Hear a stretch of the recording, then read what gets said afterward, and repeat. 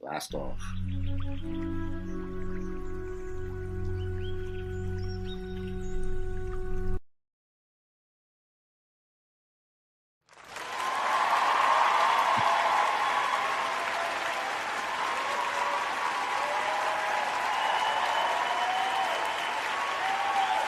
Hey everyone. Hello, welcome back to the Sage Dragon Book Show. I am your host, Shaquana. I hope you all are well. It is Saturday, November 22nd, 2025. If you join us, say hi. Tell us where you're from.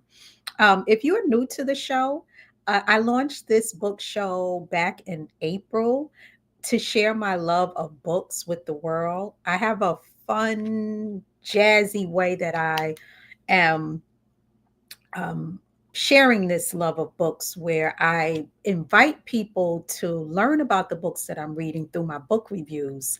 But I take it a step further. I like to take the books that I read and pull out the themes and bring them to a discussion. And this way, if you haven't read the book, I don't give spoilers. So, in case you can go back and read it, but a lot of times these books have so much rich information in them, whether they're fiction, nonfiction, that we can discuss themes or as a way to bring you into the book. So, how do you like that? If this sounds like something that you would enjoy, check out Sage Dragon Book Show. I have a YouTube channel. You can find us on the Real HD. So, we're going to get into today's book in a moment. First, book news of the week. It's an exciting time in the book world. It's award season. So there were just two awards, prominent awards that were given out over the last 2 weeks since I last had a show. And I wanted to spend some time discussing these books and these awards. So the first award show was the Booker Prize, and that happened 2 weeks ago. And the winner of the Booker Prize for 2025 was a book called Flesh by David Souljah. He was born in Canada. He grew up in London and now lives in Vienna. And let's see, I have a description of this book. 15-year-old Esteban lives with his mother in a quiet apartment complex in Hungary. New to the town and shy, he's unfamiliar with the social rituals at school and soon becomes isolated with when his neighbor, a married woman close to his mother's age, as his only companion. Their encounters shift into a clandestine relationship that Esteban barely understands, and his life soon spirals out of control. As the years pass, he's carried gradually upwards on the 21st century tides of money and power, moving from the army to the company of London's super rich, with his own competing impulses for love, intimacy, status, and wealth, winning him unimaginable riches until they threaten to undo him completely. Spare and penetrating, Flesh asks profound questions about what drives a life, what makes it worth living, and what breaks it. And I did read a few reviews about this book. I've heard mixed reviews. It's not that I've ever heard that it was a bad book, and I don't think it would be bad if it won Book of the Year for the UK. But I do hear that depending on your tolerance, it could be a challenging book because it has a lot of triggers in it from, you know, inappropriate relationships to poverty and violence and others. But I have a clip that I'd like to show of someone, I think he's doing a really good job enacting a small part of the book. So, can we show that clip? After only a few days, it's unbearable not to see her at all. Not to know where she is or what she's doing. Even her hatred and anger would be preferable to that, is what he feels. And it's with that feeling that he knocks on the door of her flat one evening. He isn't sure exactly why he's doing it or what he will say. He has to knock for quite a long time. Finally, her husband opens the door. "What is it?" he says. Is she there? Ishvan asks him. "What? Is she there? What are you talking about?" her husband says. Is she? "No," her husband says, already shutting the door. Instinctively, Ishvan pushes it open again. Her husband puts out a hand to stop him. "What do you think you're doing?" he says. Sure that she is there and that her husband just wants to prevent him from seeing her, Ishvan tries to push past him into the flat. There's a scuffle on the landing. Mostly it's just pushing and shoving. And then her husband falls down the stairs. He tries to hold onto the metal handrail, but he isn't able to. And there's a strange, loud sound as his head hits it further down. And then he's lying on the concrete floor of the half landing, next to his wife's plants. And he doesn't get up. It's very quiet suddenly. He hears voices from somewhere down in the stairwell. And it's obvious that the man isn't going to get up. Ishvan starts to walk down the stairs. His legs are shaking under him. They're shaking so much that it's almost difficult to walk. He passes the landing where the man is lying and where a few of his wife's plants have been knocked over, spilling soil onto the concrete, and keeps going down.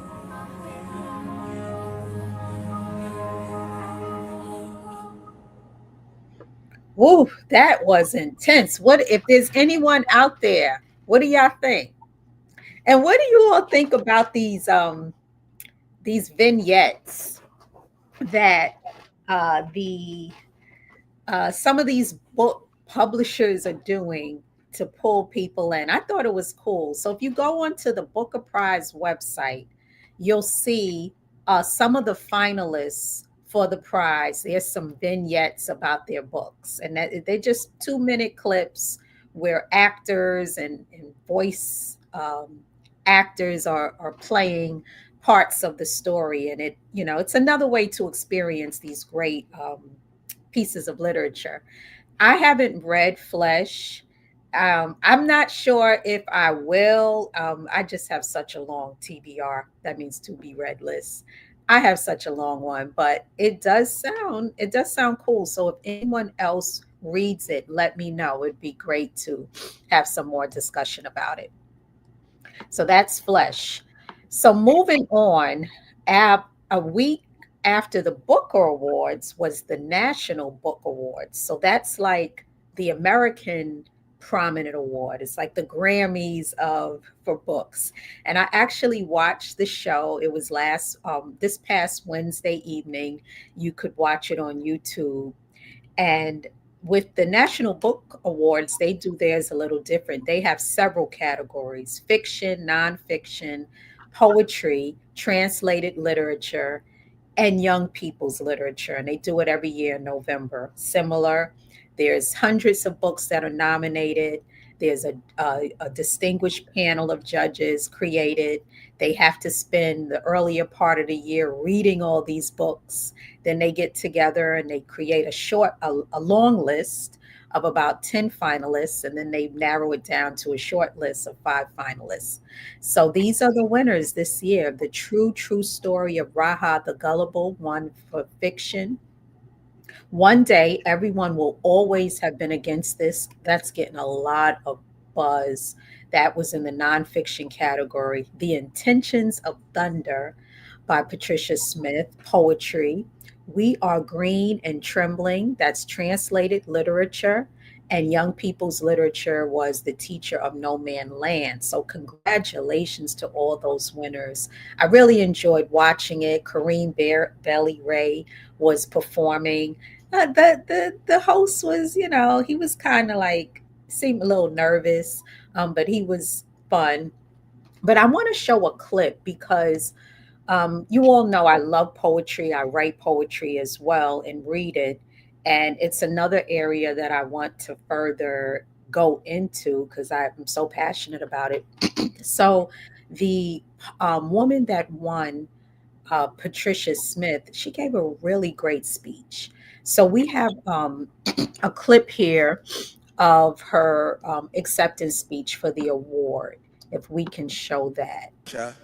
Do you know Annie? Do you know Annie? She is tired of these questions. She does not know Patricia. She does not know Annie. My name is Patricia. Her name is Annie.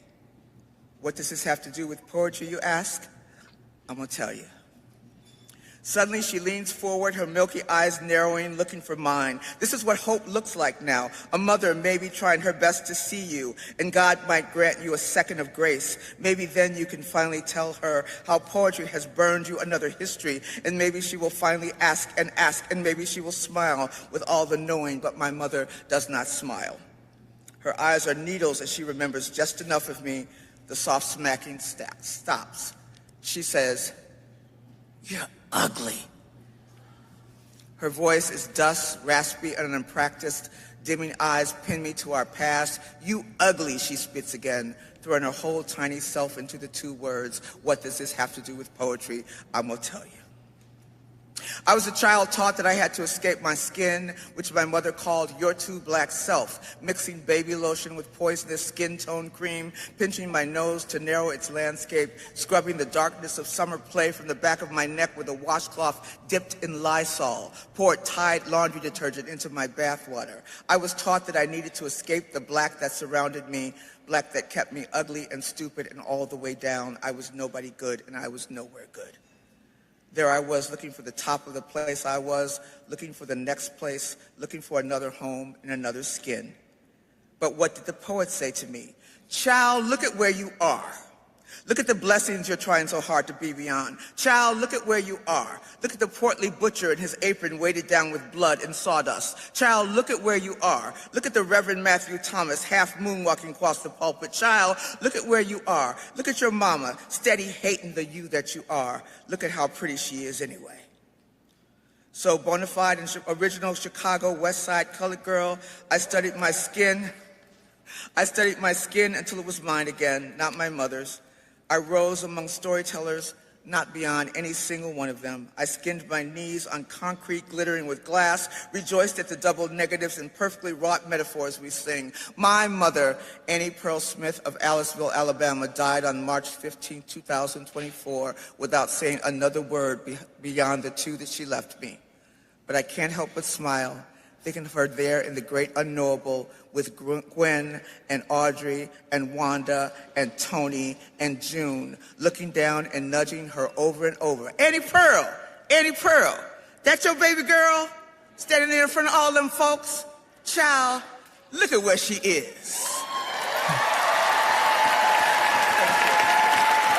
Thank you. Yeah, wow. I listened to that speech again today. Look at where she is. Let's just think about this for a minute. It's 2025. Patricia Smith is 70 years old. So let's just get a calculator, type in 2025, put 70 minus, and it's 1955. That's the year that Patricia Smith was born. Take 1955. Say her mother was 20. She might have been younger because women were having children younger then. But I'm going to say 20 years from there, 1935. That was still a time in the country where it was legal to go to separate schools. And the reason why I'm saying this is when you hear Patricia talk about her own mother dousing her skin and her having these internalized feelings of self-hatred, I feel like we're becoming desensitized to that because we hear it so much. And there's people who say they're tired of talking about these topics and racial fatigue and Black fatigue. But we really can't lose sight of the fact that we're not that far removed from legalized discrimination, from the Jim and Jane Crow eras, from Reconstruction. These are 2 and 3 and 4 lives that are are sharing the planet with us. And we're not far removed from the people who felt that this was the correct way to be. If some of those people trace their grandparents and their great great parents, some of them are still alive as well. So why wouldn't we feel like we need to continue to unpack the results of these atrocities and heal from them and move forward? I was just having a conversation with a relative who told me they don't want to hear it about it. They don't want to teach their children about it. They think it's harmful and they think it's divisive. But then, if Patricia Smith, who didn't get into poetry and didn't have the poetry of Gwendolyn Brooks to free her and see her beauty, or the cafeteria cook that helped her achieve humanity and literacy, and she internalized the hatred that came from her mother, who internalized it from the harmful feelings that were put upon her and people during the 50s and 60s. How would she break free? She's going to continue to pass that down generation to generation, and it might be different wording, but it continues. So it does need to be unpacked, and poetry is a way to do it, and literature is a way to do it. So I was really really inspired by that, and you can go to the National Book Foundation, or you can type in National Book Awards 2025 on YouTube and see the speech, and you can actually watch the whole awards. The other thing was the gentleman, I forgot his name, Terrence, started with a Terrence. He is the one that announced it. He was the judge's chair this year. He gave some really good advice. And he said that he always tells people who are interested in getting into poetry or learning about it to get the 10 books that were on the long list for that year, read them, and that can give you a pulse of America's poetry. So I'm going to take his advice as a gift to myself for the hot before the year ends. I want to get the whole collection of books that look. You see that cover? Can we put that cover back on? Yeah, the intention. That's stunning. That's a winner right there. But there's a lot of the other book that's getting a lot of attention is called Scorched Earth, and she's also a Black woman poet who was in the finalists. But congratulations to all the winners. It was really a great show. All right, so let's get into today's book. This was a very thought-provoking book. One of the I think I would say I read a lot of amazing books this year in 2025. And this was one of the ones that I would put up there. It's called Girl on Girl, How Pop Culture Turned a Generation of Women Against Themselves. And it's by an author named Sophie Gilbert. She's a staff writer at The Atlantic. She writes about television, books, and pop culture, a finalist for 2022 Pulitzer Prize, writer for The Atlantic. And she has another book on womanhood bodies, literature choice.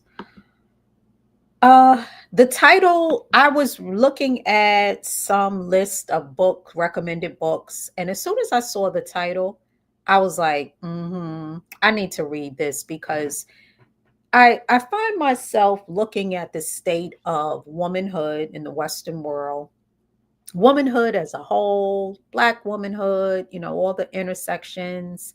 And I just say to myself, as someone who grew up in the 80s, and I'm a Gen Xer, and I have a daughter, and I've been very proud to be a woman and a girl. But when I look at some of the values that we collectively have, especially as it's expressed in pop culture, I'm like, how did we get here? So I have these images up of there was a battle with some of the women rappers, Cardi B and Nicki Minaj. And here's another image of these women that were like highly educated, selective university, Ivy University, successful and they're on this reality show, there's such a surge in plastic surgery. And these are just some trends of the times of being a modern woman. And I said, how did we get here? You know, you look at this People magazine article, Anita Hill, she was waiting for Joe Biden's apology in her 30-year fight against gender.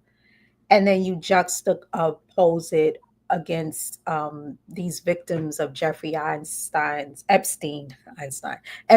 rally at Capitol Hill. And I'm like, you see the through line? How did we get here? Two women ran for president, 2016 and 2024. Both of these women were political women. They were both senators. It's a natural thing for men to run for president after they're senators, maybe governors. No one questions it. Yet these women were, I don't have to go into how criticized they are. And this really isn't a conversation about if the negative things they did, not that I'm against them being criticized. There's a particular reason why I'm bringing up the fact that two women that were qualified under how we categorize qualifications were not elected. How do we get here? You know, you have a woman who's named Fortune's most powerful woman who launched her career from a sex tape. So these are just some examples of the state of womanhood in the Western world. And one of the book that I'm talking about, Girl on Girl, provides some good context going back since the 90s on how we got to where we got to and a path forward. I have a clip that I'd like to show at this time. It's called How the 90s Girl Power Movement Turned into Marketing, and it tees up the book nicely. So can we play that, please? When the 90s started, the women at the center of pop culture were incredibly transgressive. We're talking about figures like Madonna, Janet Jackson, Tori Amos, Ani DeFranco. By the end of the 90s, this kind of boundary-pushing feminism was replaced by unthreatening girlhood. Today on the show, how did that replacement happen, and how did it change culture?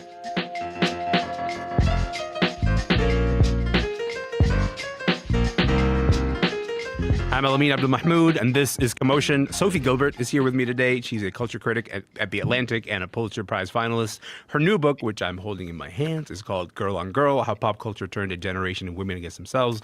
Sophie takes a deep dive into the 90s and early aughts, when movies like American Pie were box office gold. No longer will our penises remain flaccid and unused. We will fight for every man out there who isn't getting laid and should be. This is our day. This is our time.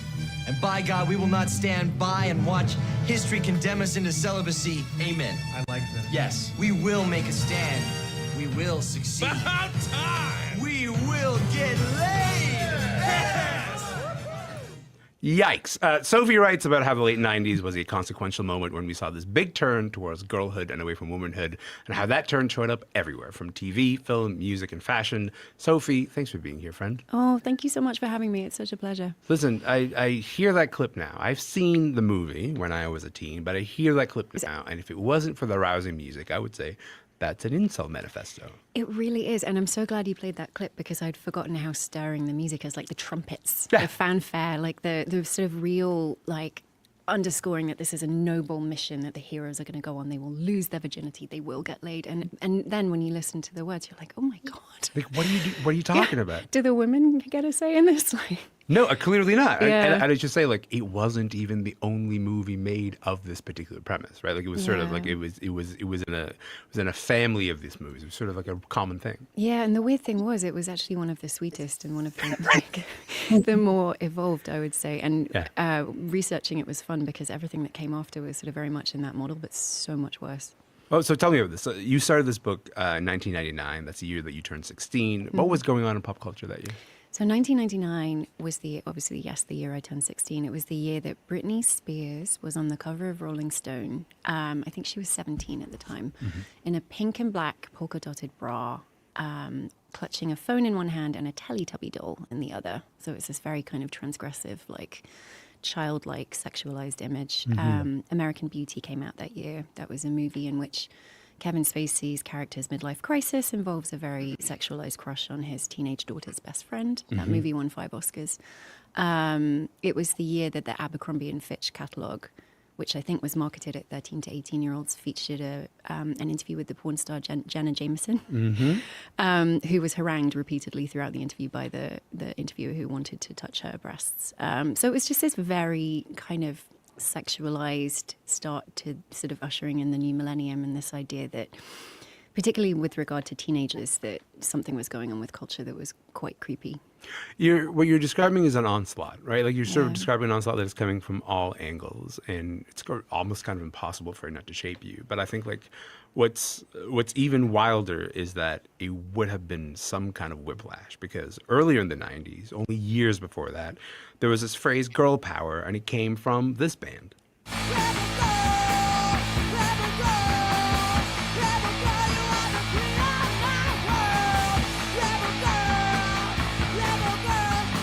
Look, that's Bikini Kill. We got to talk about the Rag Girl moment, because it's such a stark sort of juxtaposition from where the 90s started, where the 90s ended up. So tell me about.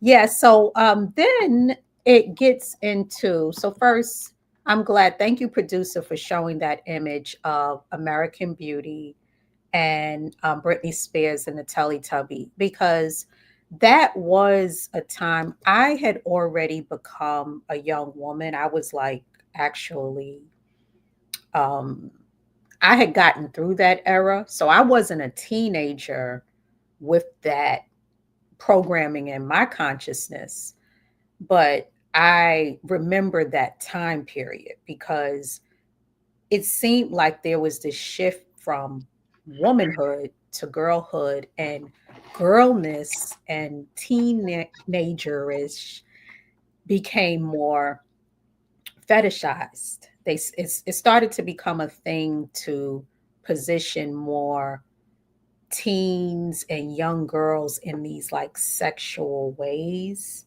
that had damaging effects moving forward.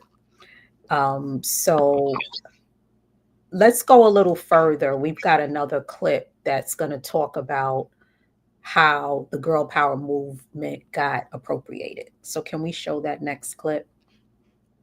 Moment led by artists like Bikini Kill. What was going on then? Well, yeah, I mean, first of all, I knew I wanted to write a book about 2000s culture because I had all these questions about what happened. And when I started researching it, it just all happened in the 90s. Like, the 90s were this decade where this real shift took place in culture. And at the beginning of the decade, there was this real momentum. There was this sense of like third wave feminism's energy and Anita Hill's testimony in the Clarence Thomas confirmation hearings, and the Riot Girl movement had this like real creative force. I think they were making zines, they were making music, but they were talking very explicitly about activist, things that they wanted to change, about getting women freedom from sexual assault and harassment. And their music was very intentional and it was very political. And they did have this slogan, which I think derived from the idea that you could put two words together that wouldn't go together, and those words would be girl and power. And so it was this sort of very like powerful and like really intentional slogan that was demanding change, I think, and was demanding that people change the way that they thought about girls and women. And It was a provocative thing to say. It really was. Yeah. It was supposed to be. It was supposed to make people sort of consider their thinking a bit more. And then the Spice Girls happened. And I love, being in the UK at the time I think I was 13 when Spice came out. It was so thrilling. Like visually, they were so enticing. Like their aesthetic was so great. They were so absurd. Like they were really playful. But they took this slogan, girl power, and they kind of appropriated it in a way that lost its meaning, I think. Like the way that they used it was very celebratory. It was like girl power, you know, women can do anything we want now, we're free. And it really, I think, ushered in the shift in the 90s from third wave feminism to post-feminism, which was the idea that feminism was no longer necessary. Women had achieved everything they needed to, and now it was much more about having fun, spending money. And it just kind of muted, I think, the energy of the original girl power statement. It makes me think of The Right to Sex, the book by the Oxford philosopher Amia Srinivasan, because like Yeah, and so what the book kind of gets into is how, if you look here, there was also an article about it. There was a group called Riot Girl. They were in the UK and they were speaking out against the challenges that girls and women were facing during that time, not just in the Western world, but just throughout all of humanity. And then a force came along that wanted to make this more of a palatable kind of poppy thing. So they put together the Spice Girls, and it ended up being more about like selling things and marketing. And it watered down the message of girl power. There was a quote in the book that a very prominent woman artist was saying that she heard a music executive say, I'd rather have women that I can just get along with, that I like, than are talented. So they wanted it to be more about likability, definitely looks, and they molded this group, the Spice Girls, to be girls who sold. And so I have one last clip that gets further into that. Can we show that? All women to a much more kind of individualistic idea of like just do you like do whatever you need, girl, you got this. But you know what I mean, like it sort of ushered in the shift for the lean in feminism that came in later, that was very much about get powerful yourself and then you can help other women, like but sort of focus on yourself first. there's also the larger shift, which is, the shift from womanhood at the start of the early 90s to this larger emphasis on girlhood. And you see that emphasis on girlhood that starts in the late 90s kind of carry through kind of all the way to now. Why do you think that was successful? How do you think that switch happened? There was so much in movies in the 1990s that was about fetishizing teenagers in a way that was really like quite enlightening to me to revisit, because I remembered being catcalled by guys in trucks when I was like 12, 13, and I think I always felt like it was my fault, like something was going, but it was just so much in the culture. You had so many movies that were kind of taking a really prurient view of like young girls, like Beautiful Girls, the movie with Natalie Portman. There was a movie called The Babysitter starring Alicia Silverstone, where like her character is a babysitter who three men just become completely obsessed with. Stealing Beauty with Liv Tyler, where everyone in the movie is obsessed with the question of like, who will Liv Tyler's character lose her virginity to? And it's sort of this very like creepy kind of gaze. And in my research, what a lot of it seemed to date back to was the AIDS crisis and the idea that there was so much anxiety around sex after AIDS. But a lot of people seem to interpret that as the idea that teenagers were somehow safer because they weren't sexually active yet, or like they were safer as objects of lust. So that was one thing. And then in music, I think That's a creepy conclusion to arrive at. I really, know, I'm wasn't it? sorry. It's so gross to think about. Yeah, of course. But it did make sense to me. It sort Yeah. of clarified a lot of things in film. And then in music, what the Spice Girls did, they were just so successful at selling things. Someone on this tour told me they had a Spice Girls toaster, which I haven't been able to fact check, but if anyone has a Spice Girls toaster, please let me know. But within, I think, their first year and a half as a band, they had like $500 million worth of marketing and commercialized deals. And when people saw that and they saw how much money teenage girls had as a demographic, because they had babysitting money, they didn't have mortgages, they had money for frivolities. Like, that was it for the angry women of rock. It was all about pop stars who could sell things, who could make Pepsi deals, who could be commercialized very easily in ads, and who were obviously younger and more pliable. There's I think what I'm stuck on is the juxtaposition of threat, right? Because I think the women that I named earlier, in being transgressive, they are actually issuing pretty direct threats to the way that we think about sex, the way that we think about power, the way we think about class. Yeah. And does it surprise you how easy it was to displace them in favor of this kind of, unthreatening girlhood that could maybe sell a toaster? A toaster. Yeah. I think it surprised me how quickly it happened, and how quickly the energy and the momentum of this movement that was really about trying to force a change, trying to carve out space for women in music, trying to sort of have the freedom for women to say what they really wanted to say unfettered, how quickly that was just sort of taken away, how quickly it was eroded. So that gives you a sense of the intelligence and the thoughtfulness that went into the book. It's a lot of heavy research that she talked about. So the contents of the book, she starts in the 90s, getting into how the whole girl power movement was misappropriated and it turned into something about selling. It became about marketing. Then she gets into things like the new millennium in the 2000s, and how what was happening like with the movies and films. That movie American Pie, there was an American Beauty and American Pie. So it was all these American names. One was about like the American Beauty thing was, a middle-aged guy lusting after this teenage girl. And then the American Pie was like teen boys trying to figure out a way to have sexual conquests. But then it was a bunch of sexual comedies about that. And it's especially in the white world, I guess what I'm understanding from these readings and podcasts is that it sent some unhealthy messages to boys about like entitlement to sex versus sex being an enjoyable thing that, happens between two consenting beings. It became more about like entitlement and conquest. Later on, it gets into reality TV and how, the industry changed, and then it gets into further about like the unreasonable expectations that started being put on girls and women in terms of like looks, which led to the opening world of plastic surgery.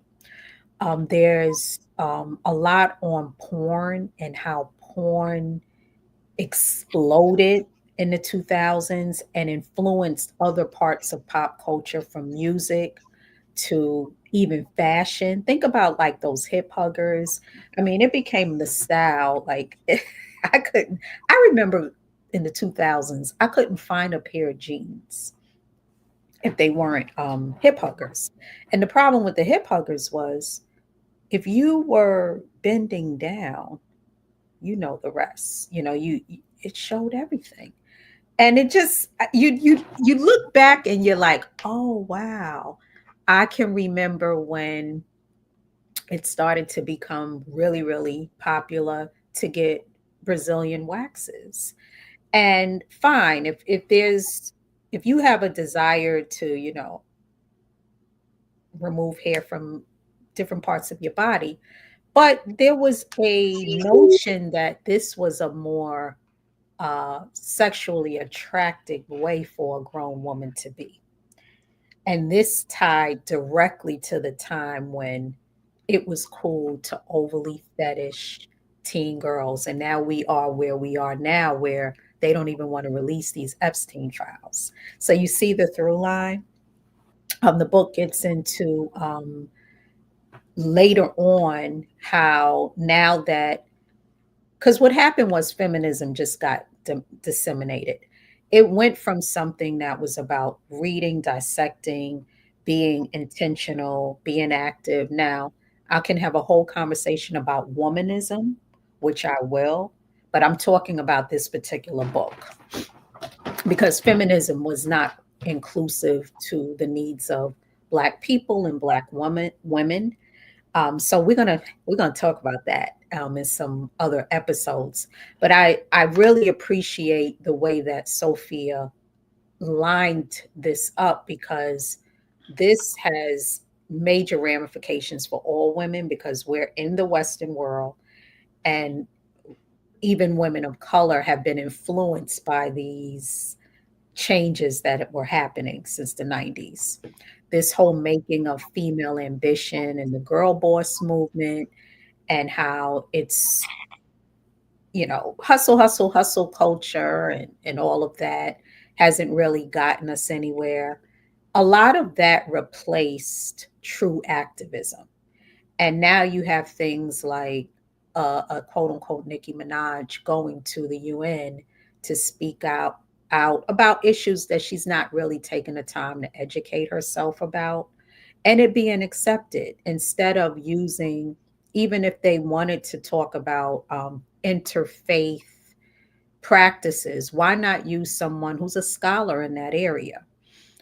We play around, and we accept people playing around with real change because there's no respect for it. And we think everything is kind of like a gimmick. So anybody, let me stop for a moment, because do we have anyone out there, producer? Sure. Ask your question. No, just I want to stop and see if there what people are thinking about what they may have heard thus far about how the 90s and 2000s culture, the culture basically over the last actually almost 30 years, 25 years, how pop culture and the impact of it has affected women. And I will also say boys and men, because they were growing up during this era too. They were getting these messages as well. They were getting the messages about girls and guys, and then in themselves, and how to interact with each other. And we are at a time now where there's a lot of polarization, between genders. I was really, the reason why I kept showing that particular clip was it was really refreshing to see a young man. He looked like he might be a millennial brother, having a very, a smart conversation about this, because he's probably trying to unpack how it impacted his own, journey growing up. So while we're waiting for our viewers to respond, I'll say this. I have seen a shift. We're practically the same age. So we've grown up pretty, parallel. So I have seen a shift from the celebrity or the famous person not just being famous for what their entertainment value is, being put in positions, like you said, Nicki Minaj, being leaders of people. Hmm. And I can remember back to the civil rights movement, that wasn't something that we did. We had other people who were more qualified as leaders in those demographics. And now we have celebrities leading. I'll even remember back to the when Congress had hearings on reparations, Hmm. and one out of every three people that they had on that committee panel was a celebrity. Yeah. It wasn't someone who was an activist or Yeah. a political scientist or an economist Mm. or a sociologist, someone that could really speak to Yeah. the issue. It was a celebrity. Hmm.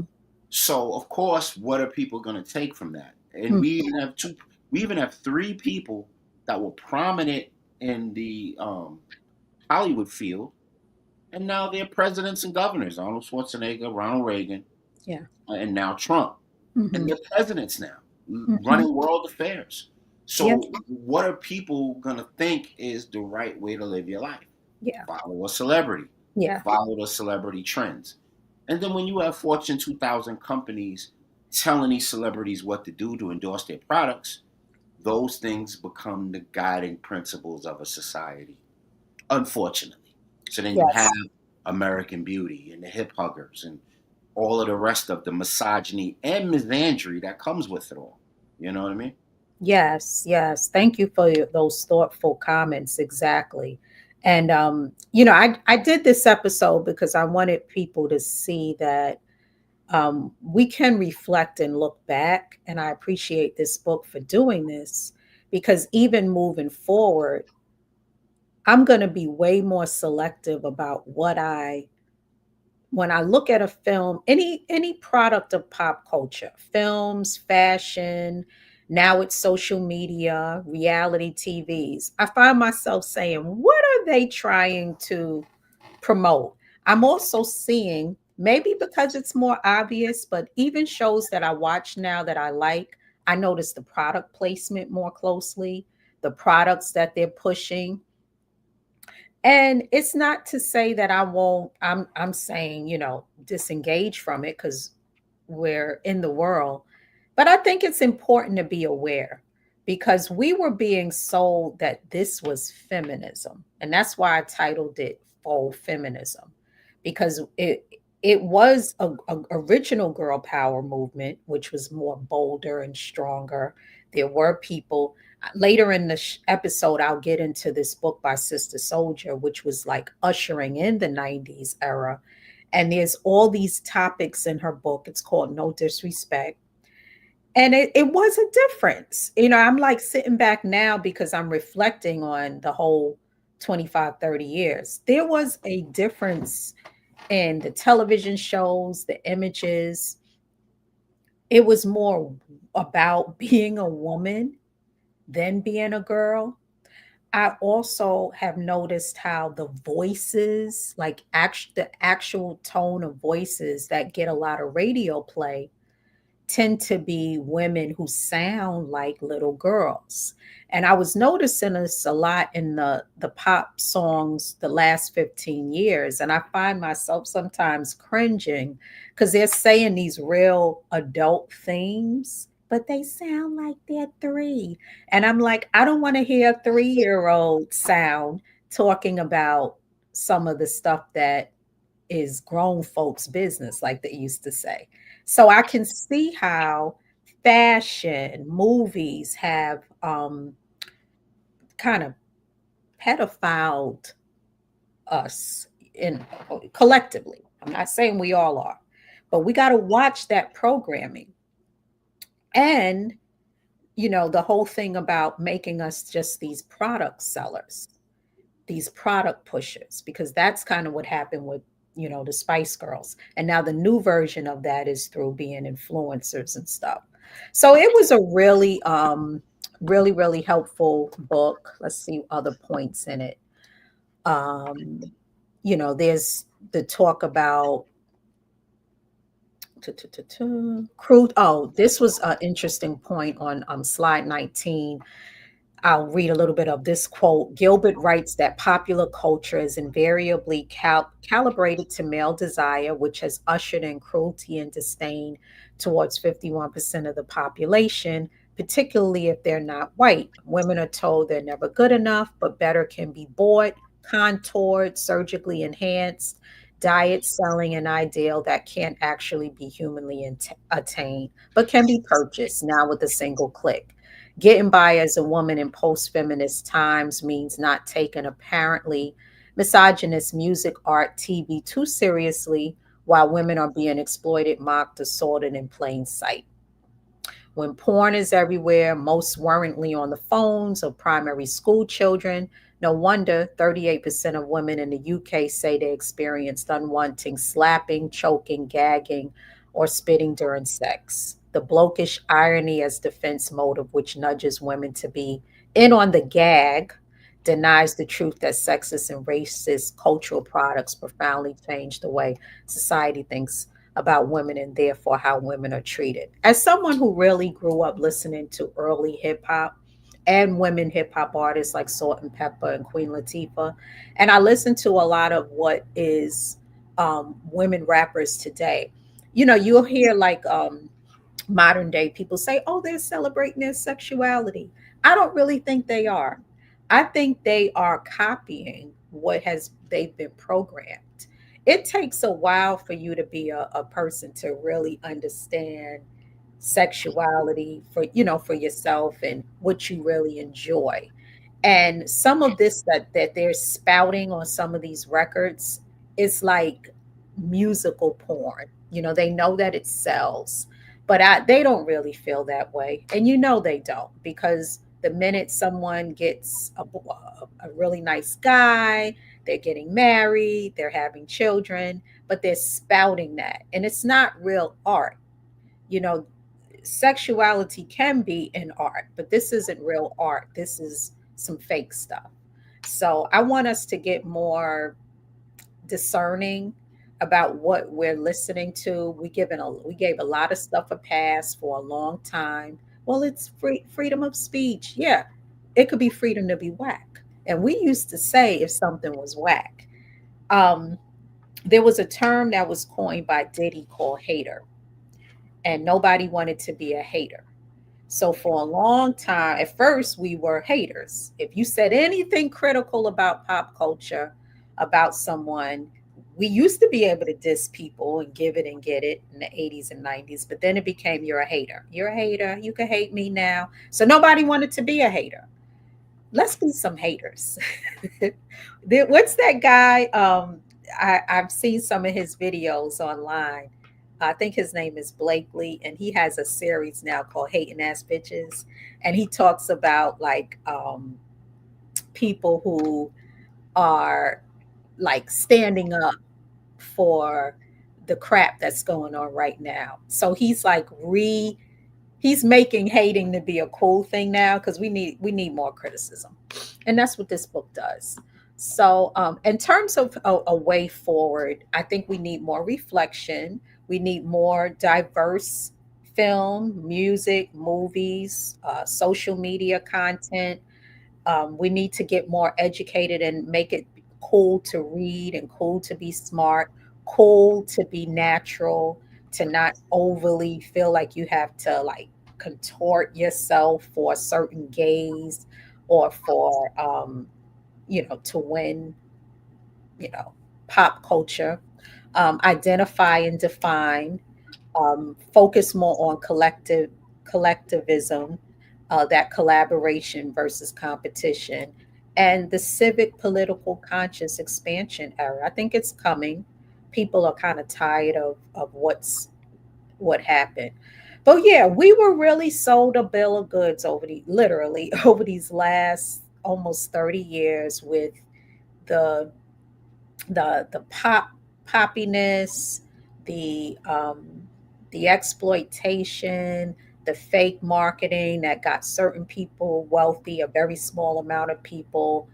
And now we're looking around and we're not the better off for it. So there is some amazing art still being made in the world. And I think we need to just go back to, um, not go back, but move forward with like celebrating real, true art and being real, true people. So I thank Sophia for writing this book. I give it a 4 stars. I think it's well researched. It's not that long of a read. I think it's under just about 300 pages. It's very reflective and a conversation starter. And there's several interesting podcasts on the book. If you want to go on YouTube and type in Girl on Girl Sophia Gilbert, and you'll be able to listen to those books. And I think it'll get us thinking about how we embrace even the pop cultural messages we're receiving now, and for any of us raising younger girls and boys, because we want to raise boys and girls that are understanding of the issues that each of them have, because we want people to be able to interact in society, and that education is how you do it. Okay, so So please like, subscribe, and share, and visit the StreamYard link. And for anyone who's watching for the in the future, we'll be looking for those comments. So when I was thinking about putting this episode together, it took me back to the 90s, and I thought about shows like Teen Summit. I thought about the journalist Amanda Lewis. She passed away this year from cancer, and how we had those um, intellectual examples of beautiful women that were, they were outspoken, they were educated, and they were trying to pass something on to us. And a book that I read that was influential to me as a teen girl was called No Disrespect by Sister Souljah. So, as an author profile, Sister Souljah, she's now 61 years old, born from in the Bronx, went to Rutgers University.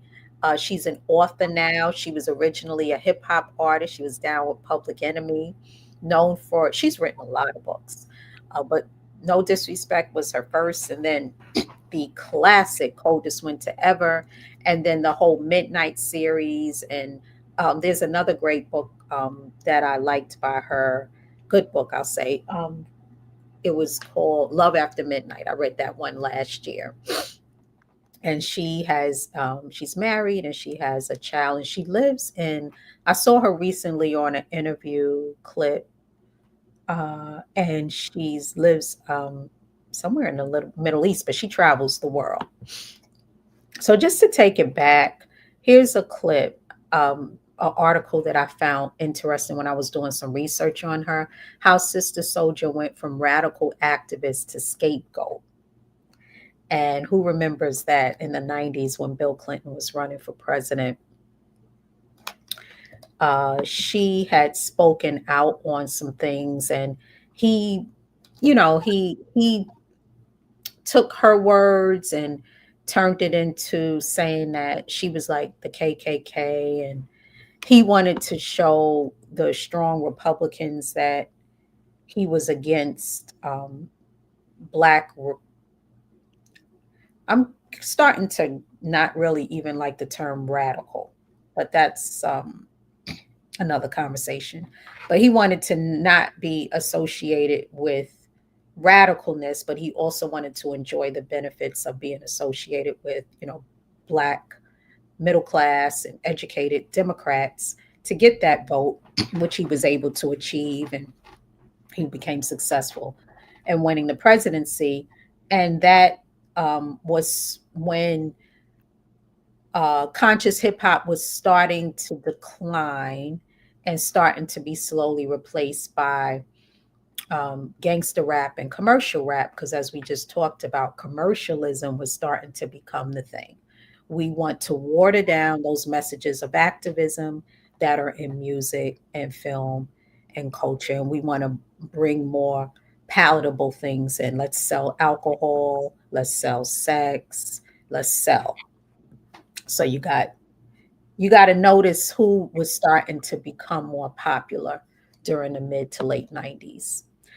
So then she wrote, after that, she wrote Coldest Winter Ever. And you start off with Winter Santiago saying she hates Sister Souljah. And I thought this quote was interesting in that same article, how Sister Souljah went from radical activist to scapegoat. In the novel, she appears as herself, a minor character who offers commentary on the greed and consumerism that permeate Winter's world and fuel her reckless actions. As a character, Souljah is a foil to Winter, a public figure. Because, like, if anyone's read that book, she makes a cameo. Winter is just like, she grew up, she's beautiful, her father was a gangster, he gave her everything, but then she gets humbled when he gets arrested and she has to fend for herself. And a lot of what the books are about, even like the subsequent stories, are really getting into values, the values that Black culture may embrace, a lot of over materialism that could be a counter to lack. So going from lack to over materialism and a willingness to like sell your soul just for those things. So Sister Soldier's character tries to counter Winner's desires to just have extremeness. And so it's meant to be thought provoking, but it's very entertaining so that it's not feeling preachy and you're really entertained by this incredible story. But no disrespect, doesn't get the same amount of, it doesn't get the respect I think it deserves. It's a totally different book. It's like her memoir. It's like her, I know why the cage bird sings, but she writes it in chapters about people. And that's such a cool way to organize a book. Because think about a lot, like if you think about your coming of age years, a lot of times you can organize it. A lot of times we write linear and you'll read a story and it's, you was born here, you grew up this way, you went to this school. But another way that you can organize it is the people that you came across in your life and these errors that are associated with people. So like a boyfriend she had, and I was looking for my copy where I could give you all the actual chapters, but it's buried in all my books. But I do remember the Nikki story that stuck out for me. She was a girl that she met in college who had a really like sad background, but she overcame. Her story reminds me of, there's this song on one of music's albums that I love called Womanopoly, and he's a great storyteller too, but he does it in his music. And he talks about this girl who grew up in a harsh neighborhood urban environment, and then she ends up just rising above, but she still has to question the value she adopts. So in the book, the Sister Soldier gets into like her young black girlhood into womanhood, and sexuality is a lot of it, teen girls being involved with a boyfriend and being pressured to have sex, overcoming poverty, dealing with like her parents' separation, education, going to college, consciousness, which was around us in the 90s. We couldn't escape it as much as we can now. I would say the last 25 years, the consciousness became that dollar bill. We were never as pressured to worship money over everything like we used now. Then we weren't. It was consciousness, it was education for the sake of like, um, you know, rising above the racism and the systemic oppression, and then bringing other people along. It was this whole thing called Lift as You Climb. Y'all remember that? And there were t-shirts with a hand reaching up and a hand reaching down. That was like embedded in us. Mentor people, pull, pull, pull. And now it's like, no, you're on your own.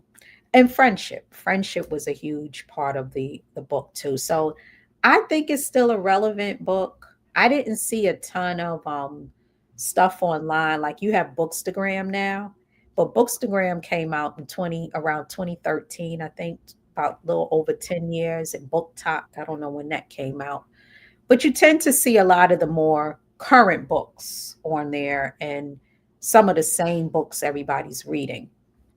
Whereas there's some good stuff that came out in previous years. So that's why I wanted to review this. I give it 5 stars. I think it was impactful and bold, honest, relatable, and thought provoking. And I really thank Sister Soldier for writing that. I had a clip that I was going to show. Do we have any comments? Yes, we do. Okay. Hey, Janelle. I examine the true value of the entertainment we're exposed to. I go back and look at artists' 5-year body of work. And if it's not about anything progressive, I stop supporting them. I hear that, Janelle. I think we need more of that. And then um, you ever go back? I go on these walks, and sometimes you go back and you listen, you're like, oh, that didn't age well. So there's some artists that had some music like around 2014, 2015. If you listen to it now, it's like cringy. Thank you, Janelle, for that comment.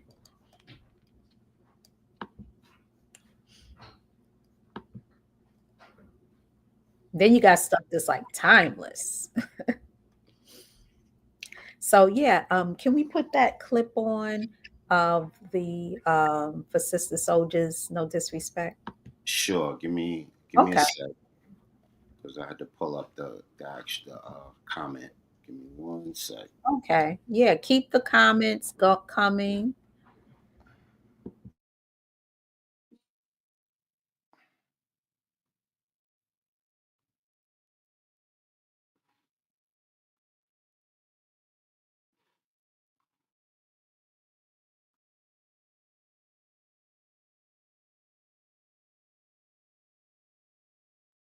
Vocal voice like this in my writing one day. Note to my readers. I never said I was an angel, nor am I innocent or holy like the Virgin Mary. What I am is natural and serious and as sensitive as an open nerve on an ice cube. I'm a young black sister with an unselfish heart who overdosed on love long ago. My closest friends consider me soft-spoken. Others say I have a deadly tongue. And while it's true that I have a spicy attitude like most of the ghetto girls I know, I back it up with a quick, precise, and knowledgeable mind. See, so many of us just be wanting to run our mouth and be smart, have attitude, don't know nothing. You gotta have a quick mind to back that smart mouth up, honey. My memory runs way back, and I'm inclined to remind people of the things they like most to forget. My brothers and sisters born into the confusion of North America, who emerge into positions of leadership, do so less because we're saints in the purported European sense, and more so because we have an intense ability to feel in the African sense. We feel not only for ourselves, but for the entire African family. This is true. I want to share a story, not for accolades, but to piggyback on that. I was thinking, like, if we live more village minded and more communally as a melanated people, we would get so much further along in life. Like, I had a homegirl the other day. She had an issue going on with her tire. I had the free time to go help and assist. I had to pick up her brother and help them find a tire location, all this and that. And we found one, and she's like, well, how are we going to pay for the tire? And I'm like, all right, I got you.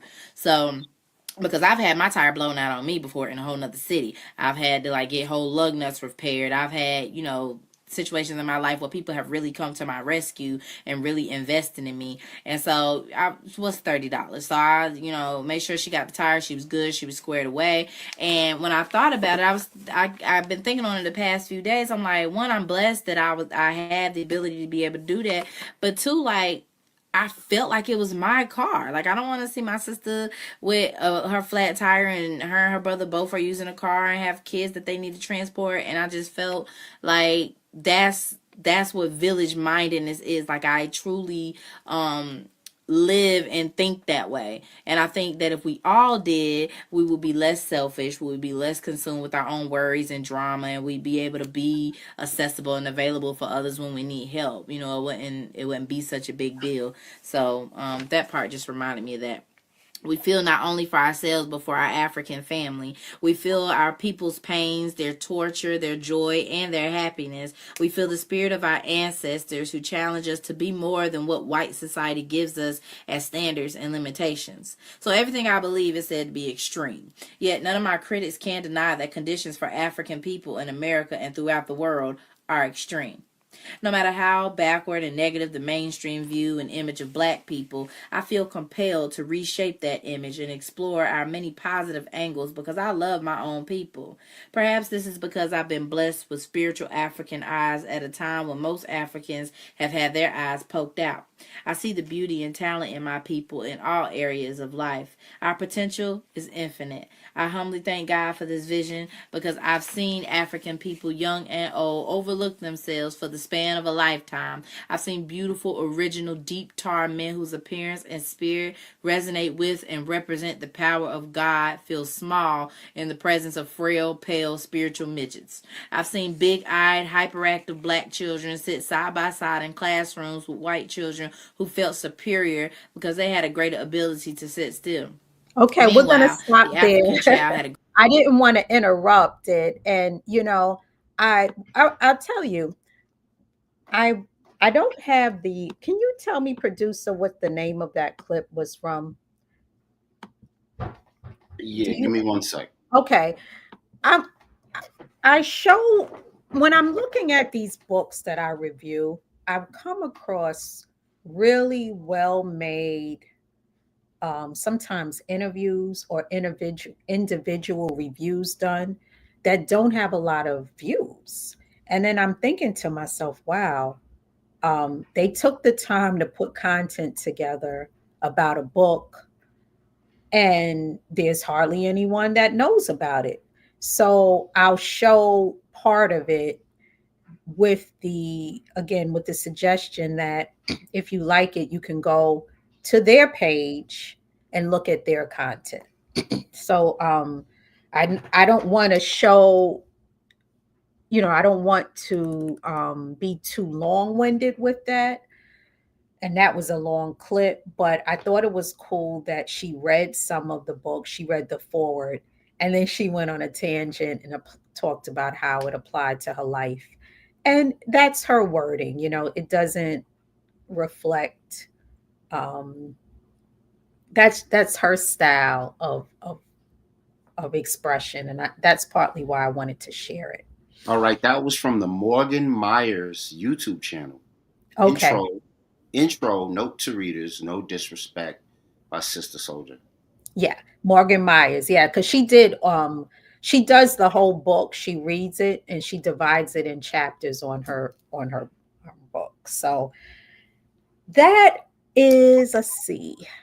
I think I already said I gave that 5 stars, impactful and bold, honest and relatable. If you have a teen girl in your life and you can find that book, I think it's a good one to gift her. Any comments out there? No, it doesn't have no comments so far. I think we're pretty much good. Okay, that's all right. I know people are out shopping. Next week is the Thanksgiving holiday. I wish everyone a lot of health and safety. We have a little over a month for 2025 to be wrapped. I got a lot of great content coming your way, both well, I'll say, especially for the new year, because I'm really excited about continuing to build on this. And yeah, share it to people who like books, who like stories, and appreciate it. And I'll see you all next time.